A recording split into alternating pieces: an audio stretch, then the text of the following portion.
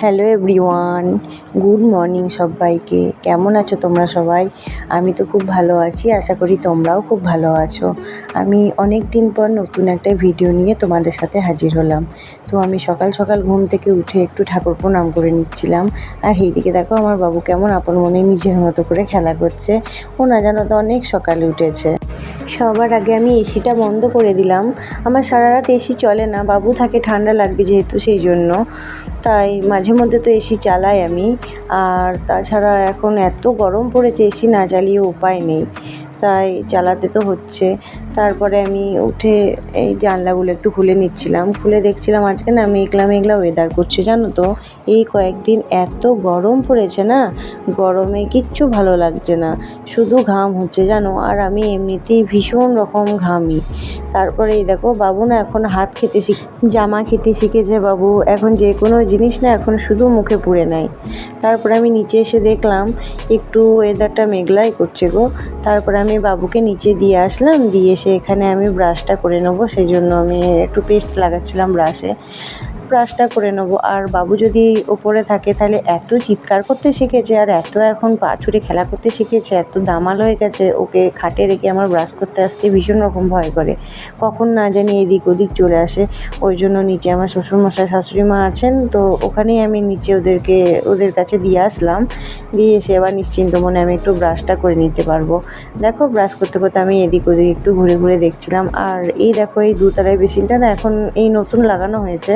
এখন এই বেসিনের কাছে কিছু সেট আপ করা হয়নি, আয়না তারপরে এই ব্রাশ হোল্ডার এইসব কিছু এখনও সেট করা হয়নি। তারপরে আমার না আগের দিন রাতে কিছু ড্রাই ফ্রুট ভেজানো থাকে, সেগুলোই আমি একটু খেয়ে নিচ্ছিলাম। তারপরে আমি নিচে চলে গেলাম, ফ্রেশ হয়ে নিচে চলে গেলাম। এরপর আমি খাবো একটু হরলিক্স। সিজারের পর থেকে আমি না সকালে চাটা অ্যাভয়েডই করি, আমি সকালে এখন একটু হরলিক্সই খাচ্ছি। তারপরে এই দেখো আমি একটু জল গরম করে একটু হরলিক্স খেয়ে নেবো। আর এই দিকে তো আমার বাবু এখন ঘরে শুয়ে আছে, সে এখন ভীষণ রকম চিৎকার করছে, তার কাছে এখন আমাকে যেতে হবে। মেন ব্যাপার হচ্ছে বাবুর কাছে কাউকে না কাউকে একজনকে থাকতেই হবে, ও একা একদমই থাকতে চায় না, একটুও থাকতে চায় না। থাকলেই শুধু কান্নাকাটি করে, আর না হলে জোরে জোরে চিৎকার করে। আর আমার এই দিকে হরলিক্সটা করাও হয়ে গেছে। এরপর আমি হরলিক্সটা গুলে নিলাম, গুলে নিয়ে আমি চলে গেলাম বাবুর কাছে রুমে। তারপরে আমি দুটো বিস্কুট আর হরলিক্সটা খেয়ে নিলাম।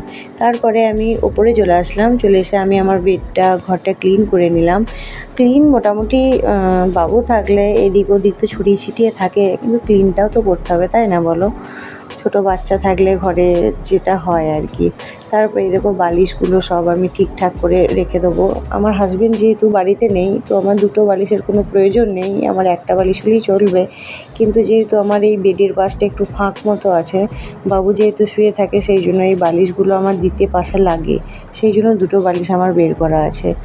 আর পাশের বালিশটা তো আমার না হলে ঘুমই আসবে না, পাশের বালিশ ছাড়া আমি একদম ঘুমাতে পারি না জানো তো। সেই জন্য পাশের বালিশটাও তো আমার লাগবে। এই পাশের বালিশটা এক পাশে আমি রেখে দিলাম, তারপর আমি বিছানাটা ক্লিন করে নিলাম। আর আমার এখন রুমে মেন আকর্ষণ হচ্ছে আমার বাবুর এই কিউট কিউট ছোট্ট বালিশগুলো, দেখতে এত সুন্দর লাগে আমি কি বলবো। যেমন আমার বাবু কিউট, সেরকম বাবুর বালিশগুলো কিউট জানো তো। এগুলো আমার মা আমার বাবুকে দিয়েছে আর কি। তারপর আমি একটু ঘরটা ঝাড়ু দিয়ে দিলাম। ঘরটা ঝাড়ুটা দেওয়া হয়ে গেলে তারপর আমি ঘরটা একটু মুছে নেবো। ঘরটা ঝাড়ু দিচ্ছিলাম জানো তো। আমার এই কয়েকদিন ধরে সিজারের পর থেকে এত পরিমাণে হেয়ার ফল হচ্ছে না, ঘরে ঝাড়ু দিলে এখানে ওখানে শুধু আমার শুধু চুল পড়ে থাকছে। তাই আমি বারবার এদিক ওদিক করে চুলটা যত আমি এইদিকে সরিয়ে আনছি ঝাড়ু দিয়ে, আর এই জানলা দিয়ে ততই হাওয়া দিচ্ছে, আর চুলগুলো এদিক ওদিক সব উড়ে চলে আসছে। তো কী করব, এত রোজমেরি ওয়াটার এটা ওটা ট্রাই করছি, কিছুতেই চুল পড়া কমছে না। তোমরা যদি কেউ জেনে থাকো আমাকে একটু প্লিজ জানিও না, কী করলে চুল পড়াটা কমবে। তারপরে এদিকে তো আমার ঝাড়ু দেওয়া কমপ্লিট হয়ে গেলে এবার আমি ঘরটা মুছে নেব। আমি চলে আসলাম ঘরটা মুছবার জন্য। জানো তো আমার এই স্ট্যান্ডে করে ঘর মুছলে না মনে হয় না যে ক্লিন লাগছে ফ্লোরটা। আর আমার যেহেতু এখন হেয়ার ফল হচ্ছে, হেয়ারটা পড়ে থাকে, ওই জন্য মনে হয় যেন বসে বসে ঘর মুছলে ঘরটা বেশি ক্লিন লাগবে। কিন্তু আমার বাবু যেহেতু এখন খুব ছোট, তাই আমার কোনো কাজই এখন তাড়াহুড়ো করে করা ছাড়া ধীরে করা যাবে না। আমার বাবু এখন ঘুমাচ্ছে, সেই জন্য আজকে আমি কাজটা একটু ধীরে সুস্থেই করতে পারছি। এতক্ষণ যদি জেগে থাকতো তাহলে তো চিৎকার করে একদম বাড়ি মাথায় করতো আর কি। এখন এত চিৎকার করতে শিখেছে কি বলবো তোমাদেরকে। তারপর এখানে আমি ঘরটা মোছা হয়ে গেলে আমি স্নান করতে চলে গেলাম। বাবু যেহেতু ঘুমাচ্ছে তো স্নান করতে আমার একটু টাইম লাগে জানো তো। ওই স্নান করবার সময় বাবুর কাঁথা কাপড় জামা প্যান্ট যেগুলো থাকে সব আমি একসাথে কাচাকুচি করে নিই। দেখো কথা বলতে বলতে আমার স্নান করাও এখানে কমপ্লিট হয়ে গেল। এরপর যা জামা কাপড় যেগুলো আছে সেগুলো আমি এই ডাইনিংয়ে এখন মেলে নিই। জানো তো আমার এই সিজারের পর থেকে না আমি এখন ছাদে অত উঠি না। ছাদে উঠলে না আমার ওই যেখানে সিজারে কাটাটা সেলাইটা আছে একটু টনটন করে ব্যথা করে, সেই জন্য আমি এই ডাইনিংই সব মেরে দিই। আর যেহেতু গরমকাল রৌদ্র আসে সেই জন্য এখানেই মেরে দিই। প্রথমে আমি তো ভাবলাম যে নাইটিটা এখানে এই দড়িতেই দিই, কিন্তু দেখলাম যেহেতু রোদ আছে সেই জন্য বাইরে রেখে দিলাম। আর জানো তো এই বাবুর কিউট কিউট জামাগুলো মেলতে আমার এত ভালো লাগে না কি বলবো তোমাদের। মনের মধ্যে একটা মামা ব্যাপারটা চলে এসেছে আর কি। এখন কিছু করলেই কিছু ভাবলেই যেন মনে হয় আমার বাবুর কথাই আগে ভাবি। তারপরে এই দেখো আমি চুলটা একটু আঁচড়ে নিতে আসলাম। জানো তো এখন চুল আঁচড়াতে আমার ভীষণ পরিমাণে ভয় লাগে, এত আমার চুল উঠছে কি বলবো সেটা। কিন্তু চুল তো না আঁচড়ালেও নয়। আর আমার প্রত্যেক দিন মাথায় স্নান করা অভ্যাস, জানো স্নান না করে থাকতেই পারি না আমি। তারপরে এদিকে একটু টিপ পরে নিলাম। তারপরে তো বিবাহিত মহিলাদের যেটা চিহ্ন, সিঁদুর না পরলে তো মুখটা একদমই মানায় না। সিঁদুরটা না পরা অবধি মুখটা তো ইনকমপ্লিট লাগছে, সিঁদুরটা তো পরতেই হবে। আর এই দেখো সিঁদুরটা পরে না এই গরমে একদম ঘেমে গলে চলে আসছে। আর বাবু যেহেতু থাকে ওর মুখে লেগে যায়। তারপরে আমি এদিকে একটু ঠাকুরটা প্রণাম করে নিলাম। মায়ে ঠাকুরকে জল দেন, আমি একটু যেহেতু চান করা হয়েছে বলে প্রণাম করে নিলাম। আর বাবু দেখো এখনও ঘুমাচ্ছে। তাই আমার শাশুড়ি মা বললেন কি যে একটু বেগুনি হবে মুড়ি খাবারে, সেই জন্য একটু বেগুনিগুলো এইদিকে একটু ভেজে নিচ্ছিলাম আমি।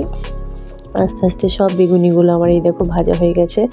আমি আমার শ্বশুরমশাই শাশুড়িমা 3টে মানুষ বাড়িতে, তাই আমি অল্প করেই করলাম।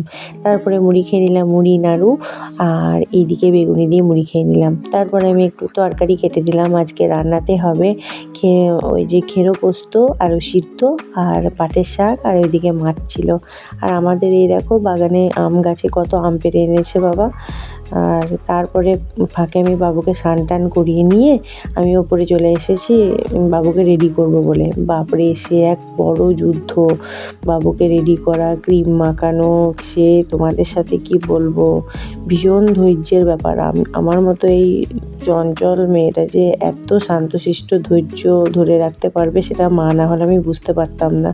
দেখো দেখো কী রকমভাবে লাথি মারছে আর কী রকমভাবে অস্থির হয়ে করছে, মানে কোনো কিছুই আর কি সুস্থ মতো করবে না। তারপর এদিকে চুল আঁচড়াচ্ছি তাও আমাকে আঁচড়াতে দেবে না, মানে মেন কথা হচ্ছে কিছুই করতে দেবে না, খেলা করবে তো করেই যাবে। আর ওই দেখো আমার পেটে একদম লাথি মেরেই যাচ্ছে। আর আমিও তো নাছোড়বান্দা চুললাম, তো যেটুকু না করলে নয় সেটুকু তো করতেই হবে। তারপর এই দেখো এই কাজলে টিপ পরার সময় এখন একটু শান্ত হয়ে থাকে, তাও এই দেখো নড়াচড়া করছে। এদিকে আমি আস্তে আস্তে ওকে রেডি করে দিচ্ছিলাম। তারপরে ওকে রেডি করে নিচেই যাব, গিয়ে খাওয়া দাওয়া করে নিয়ে এসে রুমে এসে আবার একটু রেস্ট করব, একটু শুয়ে পড়বো। সারাদিন বাবুকে নিয়ে যে আমার কীভাবে সময় কেটে যাচ্ছে কি বলবো, কিছু বুঝতেই পারছি না। তারপরে আমি নিচে চলে গেছিলাম। নিচে চলে যাবার পরে ভাত টাত খাওয়া হয়ে গেছিলো, সেটা তোমাদের সাথে শেয়ার করলাম না। তারপরে খাওয়া দাওয়ার পরে রুমে এসে এসিটা চালিয়ে দিয়ে একটু ঘুমিয়ে গেলাম। Bye bye. আজকের ভিডিওটা এই পর্যন্তই। ভালো লাগলে লাইক কমেন্ট শেয়ার করে সাবস্ক্রাইব করো।